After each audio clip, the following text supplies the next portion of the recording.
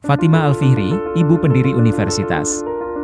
Universitas pertama di dunia diciptakan oleh Fatimah Al-Fihri, seorang muslimah yang lahir pada 800 Masehi di Kairouan, Tunisia.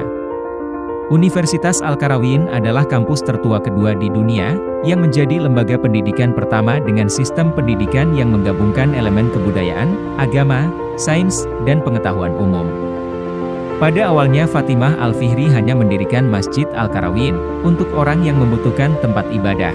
Dari sinilah Fatimah Al-Fihri berpikir menggabungkan tempat belajar dan masjid. Tujuannya, agar umat tidak hanya sekedar beribadah, namun untuk menuntut ilmu. Universitas ini ada di kompleks Masjid Al-Qarawiyyin di Fez, Maroko. Universitas ini menjadi kiblat bagi dunia pendidikan modern. Bahkan pakaian mahasiswa kala itu masih dipakai sampai sekarang. Toga berbentuk segi empat merupakan simbol dari Ka'bah. Silahkan like dan subscribe.